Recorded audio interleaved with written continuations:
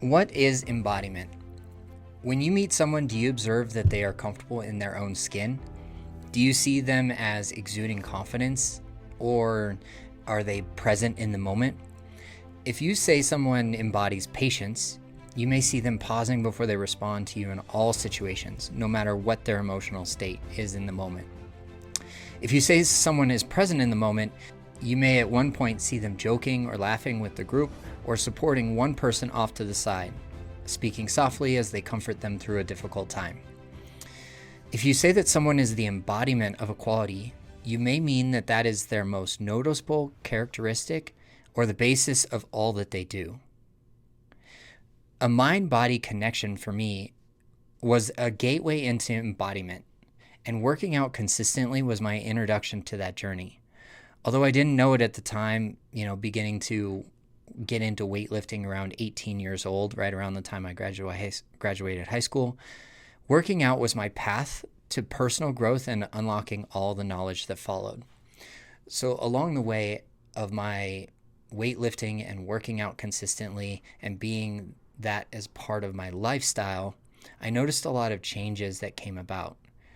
One, I'm really passionate about sharing the benefits of fitness and nutrition for mental health and what it's done for me to level out my anxiety and depression by always holding me accountable and always asking me to put the best nutrition in my body. So when I do those two things together, my mind and my body are more connected, and therefore, 20 some years later, I can see a connection between this working out consistently and that being a practice in my lifestyle, leading me all the way to this point of where I feel it in my body when I am consistent and when I'm not. Especially when I'm not, I'll start to feel the inflammation show up in my body. I'll start to feel sluggish. I will start to feel disconnected from my greatest strengths as a leader, as a business owner, as a father, as a partner, and so forth. So the real definition, the true definition of embodiment may be physical, cognitive, or emotional, and refers to the processes whereby a person's life experiences are literally incorporated into their body. So using that example of working out consistently, that is a part of my life experience. And my life experience with working out has always been for the benefit of my mental health. Yes, I do see physical changes and adaptations in my body. I do see improvements in my performance on the Jiu-Jitsu mat. What those things do for me, for my mental health, is to give me self-efficacy. It encourages me to believe more in myself. If I weren't working out consistently, doing a weightlifting routine, I wouldn't be my strongest or my safest on the Jiu-Jitsu mat. So those two things correlate greatly. When I perform better on the Jiu-Jitsu mat, I feel more confident in myself on and off the mat, in and out of that sport. Being a part of that community is a big deal, and it goes a long way to help me embody good mental health. So it took me a long time to understand the value that being in an embodied practice brought to my life. And it wasn't until I became a part of the Easton community that I really felt the positive effects.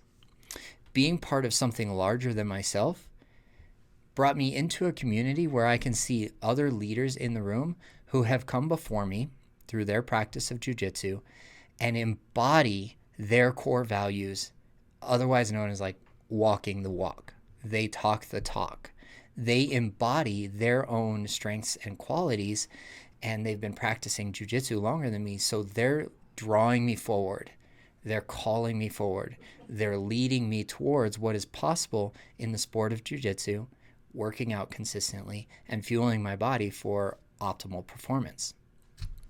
That's a quick summary of how working out consistently, finding a sport like jiu-jitsu, has led me from initiating myself into personal growth, more of like initiating myself into self-leadership and adulthood, all the way to embodying my greatest strengths and my values. So what can the Enneagram teach me about embodiment? I tend to embody intensity. a lust for life and all of my passions, whether they be good or bad for me. And upon first impression, you may see that embodiment show up as square shoulders when entering a room.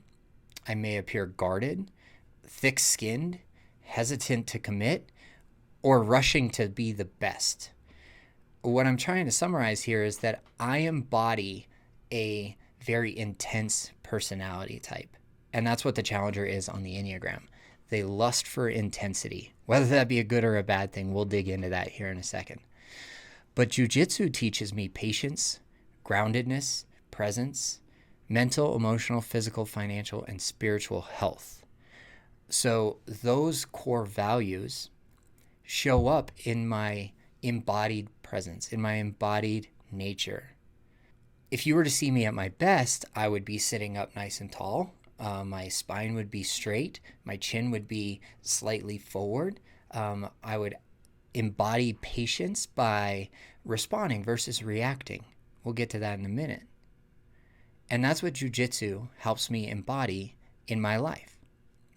Weightlifting teaches me skills, discipline, commitment, planning, preparing, and prevention of injury. When I feel injury in my body, I don't embody that groundedness, the presence, the mental health, the physical health. I don't embody patience when my body isn't at its best. I've been dealing with a shoulder injury for almost 3 months. More recently, I've been dealing with a low back injury that I'm seeking treatment for both of those things. But when I'm optimally performing on and off the mat, in and out of the gym, and my body is free of injury, I embody strength as a result of this practice. That might be one of those words to describe my presence upon first impression. Dave walks with strength. Dave is strength. And I can say that as part of my affirmation practice too. I am strong. I am good enough. I embody strength. Can all be part of a practice. So let's just kind of reflect back on our teenage years, maybe high school or early college. And being a part of competitive sports for me was a big part of my life. Those types of sports like track, cross country are what I was best at in high school. Competitive sports as a teenager may bring out both positive and negative qualities of embodiment. I can simultaneously embody leadership and over-the-top intensity where it doesn't belong. Let's use an example of getting ejected from an adult co-ed softball team game. And I'll just leave that one right there. Embodiment may show up in competitive sports as me being like the captain of the team. I might be the leader of the sales team now that I'm an adult and in my career. As a child, it might be showing up embodying intensity as first one to the top wins. And although I was one of the smallest in my group growing up, I never shied away from a challenge or competition. We've discussed a little bit about the lens of the Enneagram and how that can show, our tendencies can show up as embodying those qualities. Let's discuss the attachment styles really quick. So I resonate most with the avoidant attachment style, and I tend to embody these characteristics that take time to show you my true self. I may take a couple months to peel back the layers, become comfortable with you, and eventually I'll show you my true self. As an avoidant attachment style, I may give off an air of false confidence or bravado in the beginning, and the closer you get to me, the more I embody distance and lack of commitment. As an avoidant attachment style, I may embody fear of intimacy, so much so that you can almost feel it come off of me. When a question is asked of me as an avoidantly attached person that I'm not ready to commit to, there will be almost like rounding forward of my shoulders, kind of a stammering or a stuttering in my response, or a long gap before it takes me before I make that decision. So if you can look at this attachment style through the lens of embodiment, what is the avoidant attachment style embodying in the moment? What can you see about that person? What changes in their behavior can you notice, name, and label to the benefit of your relationship? Hey, I see you kind of slouching a little bit right now. Is there something that you're closed off to right now? Or is there a question that I asked that you would like to discuss more? You might actually see the avoidant attachment style embody more confidence when that is presented to them. They might sit up or stand up taller. Their rounded shoulders might go away. And this is how embodiment from the avoidant attachment style can be perceived in a positive embodiment or in a negative way that they demonstrate this embodied attachment style. Let's switch to the anxious attachment style. They're always embodying energy. Whatever room that they show up in, there's energy there. And it can oftentimes look like a grasping energy, like a clinging energy. And it may show up initially as them embodying enthusiasm or a zest for life. And eventually the feelings they embody can show up as too much or coming on too strong, too close, too quickly. This is how the push-pull of the anxious avoidant trap becomes a part of a lot of relationships. Each person embodies their qualities and tendencies overtly that it activates the other person. What do I mean by overtly? This withdrawing behavior of the avoidant attachment style, and the anxiously attached person will embody pursuit or chase. What I've come to understand about attachment styles and embodiment practices, being in a regular embodiment practice can actually overcome this relationship pattern or the anxious avoidant trap.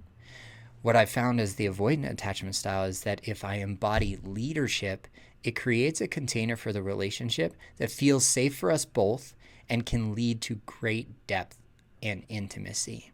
Isn't that what we all want anyways? As soon as I let go of my embodiment of leadership qualities, it can activate the pursuer, distancer dynamic in a relationship. And we'll begin with self-leadership. What practices can I do for myself that will teach me the discipline it takes to embody my greatest strengths and qualities I can offer this world, my relationship, and my community? We'll reflect back on any martial arts practice. Martial arts is a very deeply spiritual practice, whether that be karate and discipline, or taekwondo and technique, or Jiu-Jitsu and a combination of all of the above. When you watch UFC matches, what do you see these athletes embody? Do you see them embody poise? Do you see them embody confidence? Do you see them embody bravado? Do you see them embody not having fear? These are all principles that Muay Thai and Jiu-Jitsu, which are the two greatest performers in mixed martial arts competitions, is they're teaching us to embody things along the way, like confidence, like strength, like agility, like fluidity, flexibility, mobility. All of these are positive attributes that we can embody as we learn a martial art. As I referred to in the beginning, being consistent with working out and physical fitness was my introduction to personal growth, and it led me down a path to understand what embodiment looks like, feels like, and how it appears in my life. I have a nutrition practice as well that fuels my performance. When I'm on point with my nutrition, I feel better. I feel more confident. I embody that confidence on the mat and in the gym because my body is operating at its optimal performance. Now, we can also look into a meditation practice for embodiment. What does a meditation practice bring to our lives that can help us within our body, in touch with our body, in tune with what our body is feeling? So when we meditate, we're embodying calmness, we're embodying patience, we're embodying intuition, we're embodying self-awareness. And that's what we can gain from a meditation practice. Begin with something short, and if you're in a seated position, just close your eyes for 5 minutes. That's your challenge for the week. Just close your eyes for 5 minutes, breathing slowly, evenly and see what happens. What do you embody when you do this for a week? Let's find out. On top of meditation, a part of an embodiment practice can be breath work. You have a lot of choices out there. You have Wim Hof methods. I use the Breathwork app. It's got 4 different choices, whether I want to be awakened, be calmed, go to sleep, etc. So breathwork to me teaches me discipline. It teaches me patience. It teaches me calmness. It teaches me rhythm. And when I'm incorporating a breathwork practice into my life, I embody all of those things. What would it look like for somebody to show up embodying rhythm? Can you picture your favorite musician right now? What do they embody? And then finally, what I can add to my life that teach me the discipline it takes to embody my greatest strengths and quality is a personal growth practice. That could be defined in so many different ways. It can be defined as reading regularly, listening to podcasts, joining a small group, going to church, connecting with a mentor, being a mentor. All of these are just the tip of the iceberg when it comes to personal growth. And I feel as if an embodiment practice and a personal growth journey are intertwined. So big contributors to my personal growth have been working out consistently, weightlifting, nutrition, Jiu-Jitsu, adding in journaling, regular reading, meditation, breath work, and then the biggest contributor to my personal growth in the last few years is being on this dating journey. I was single for almost 3 years before I met my current partner, and I had absolutely no idea how much personal growth I was going to be exposed to by getting into a committed, intimate relationship. And it has been groundbreaking. It has been confronting, but it's also been an opportunity to be called forward, push myself to my limits, and then also understand a little bit more about myself and what I embody as I walk through this world. In our small group coaching program, we guide our members to understand how to embody their core values, build confidence, and lead them through embodiment practices like we've talked about today. If you're looking for more support in your relationships right now, join us for a free week to try it out. Simply just message me on Instagram or click the link in the show notes below. Thanks for tuning in to today's episode. Until next week, this is Dave Glazer in Denver, Colorado, wishing you health and happiness wherever you're at in the world.